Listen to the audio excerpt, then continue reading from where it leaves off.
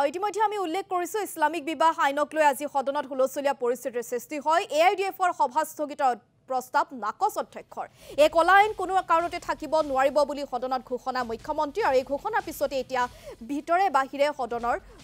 বাহিৰে প্ৰতিবাদ সাব্যস্ত কৰে বিৰোধীয়ে अध्यक्ष महोदय माइक क्यों बंद ये हाउस माइक में क्यों बंद माननीय अध्यक्ष ये हाउसत जाते भारतर मानुहेও বুজি পায় अध्यक्ष महोदय माइक মই হিন্দিতে কৈছো बारे बारे আমার মাইক বন্ধ করে দিয়া হয় মাইকটো পার্মানেন্ট বন্ধ হৈ যাব নহয় এটো মই কৈ আছো এনেকা ডিক্টেটৰশিপ নচলিব ডিক্টেটৰ চলিব এনেকা কলে অধ্যক্ষ মহোদয় এনেকা নহব ये यूडीएफ और कांग्रेस জানলে মই ইফালে কব দিছো আপোনালোকক কব দিয়া আপোনালোকে বহক মাননীয় অধ্যক্ষ আপোনালোকে বহক মই ইফালে কব দিছো ऑनरेबल स्पीकर सर मुस्लिम मैरिज ये कांग्रेस और यूडीएफ जाने कि असम में मैं बाल विवाह होने नहीं दूंगा बाल्य विवाह हम लोग चाहता है और ये हम लोग चाहता है जब तक हिमंत बिश्व शर्मा जिंदा है तब तक ये असम में नहीं होगा ये आप सुन लीजिए इलेक्शन नहीं करने देगा माननीय अध्यक्ष महोदय প্লিজ সাইলেন্ট अध्यक्ष महोदय প্লিজ সাইলেন্ট মই অগ্ৰাহ্য কৰিছো এটো माननीय अध्यक्ष এতিয়া महोदय কোৱেশ্চন নম্বৰ ভাৰতৰ আইটেম সংবিধানে নম্বৰ 3 শ্ৰী অশোক সিংগাৰ পাৰ্চনেল কৰিছে সকলো জাতি জনগোষ্ঠীৰ personal Item number 3 Indian constitution allowed the personal laws of Muslim marriage and divorce. This is under the personal law. अध्यक्ष महोदय माइक क्यों बंद ये हाउस माइक में क्यों बंद माननीय अध्यक्ष ये हाउसत जाते भारतर मानुहेও বুজি পায় अध्यक्ष महोदय माइक মই হিন্দিতে কৈছো বাৰে বাৰে আমাৰ মাইক বন্ধ কৰি দিয়া হয় মাইকটো পাৰ্মানেন্ট বন্ধ হৈ যাব নহয় এটো মই কৈ আছো এনেকা ডিক্টেটৰশিপ নচলিব ডিক্টেটৰ চলিব এনেকা কলে অধ্যক্ষ মহোদয় এনেকা নহব ये यूडीएफ और कांग्रेस জানলে মই ইফালে কব দিছো আপোনালোকক কব দিয়া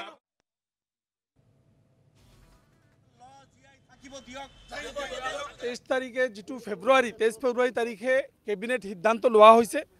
সেই কেবিনেট সিদ্ধান্তত Assam Muslim marriage and divorce act 1935 registration act 1935 abolish করার কারণে কেবিনেট সিদ্ধান্ত লৈছে ভারতবর্ষের ইতিহাসত প্রথম যে কোনোবা একটা আইন এটা যেটো আইন আজি অসমৰ এসেম্বলিত হৈছে কলোনিয়েল 1935 স্বাধীনতাৰ আগত সেই আইনটো আজি এটা কেবিনেট সিদ্ধান্তত বাতিল কৰি দিয়ে যদি সেই আইনটো কৰবাত বেয়া আছে হয় মুখ্যমন্ত্ৰী ডাঙৰীয়াই কৈছে তাত চাইল্ড ম্যাৰেজৰ কথা আছে সেকশন 8ত আছে সেই কথাটো যদি তেখেতসকলে আপত্তি কৰিব লগা আছে চাইল্ড ম্যাৰেজৰ কথাটোৰ বিষয়ে কোনো দলৰ কোনো সংগঠনৰ আপত্তি নাই বিৰোধ নাই চাইল্ড ম্যাৰেজৰ ফেভাৰত কোনো সংগঠন নাই কিন্তু তাৰ পিছতো সেই আইনটো কেবিনেটত কেনেকৈ বাতিল কৰিব পাৰে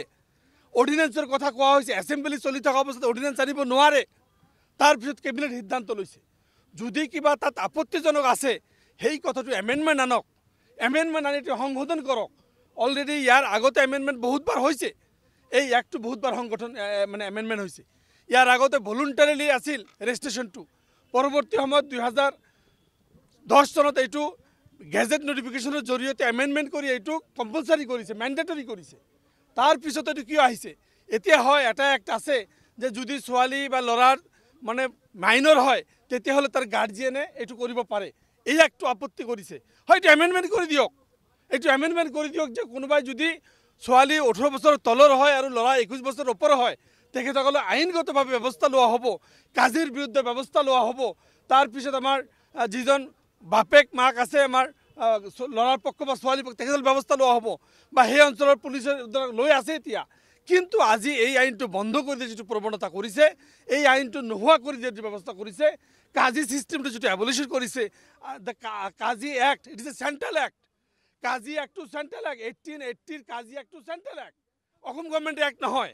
সেই কাজি অ্যাক্টৰ জৰিয়তে অসম চৰকাৰক নিৰ্দেশ দিয়া হৈছে যে অঞ্চল ভিত্তিক য'ত কাজি নাইবে কাজি দিব লাগে য'ত কাজি দিব লাগে দিব দিছে সেই কাজি অ্যাক্টটো তেখেতসকলে কাজিৰ সকলো কাগজপত্ৰ ডিসিৰ জৰিয়তে একেলগ কৰি ডিসি অফিচৰ অন্তৰ্গত কৰিব দিয়া যে নিৰ্দেশ এইটো কাজি অ্যাক্টৰ বিৰুদ্ধে গৈছে এই কাজি অ্যাক্ট সেন্ট্ৰাল অ্যাক্ট একটা ভাৰতবৰ্ষৰ পাৰ্লামেণ্টত পাছ হোৱা এক্ট 1880 চনৰ এক্ট এতিয়াও ভাৰতবৰ্ষত চলি আছে সেইটো অসমৰ এটা কেবিনেটে কেনেকৈ নচ্ছাত কৰিব পাৰে এইটো বেআইনী এইটো স্বৈৰাচাৰী এইটো ডিক্টেটৰশ্বিপ এই বিষয়ৰ বিৰুদ্ধে আমি এআইডিএফ দলে সৰ্বভাৰতীয় সংযুক্ত গণতান্ত্ৰিক মোৰ্চায় আজি আমি এইটোক এটা স্থগিত সভা স্থগিত কৰি এই বিষয়ৰ ওপৰত আলোচনা কৰি এমেণ্ডমেণ্ট কৰিব পৰা যায় নে সংশোধন কৰিব পৰা যায় তাৰ কাৰণে আমি এটা আজি সদন মানে আমি স্থগিত প্ৰস্তাৱ ৰাখিছিলোঁ।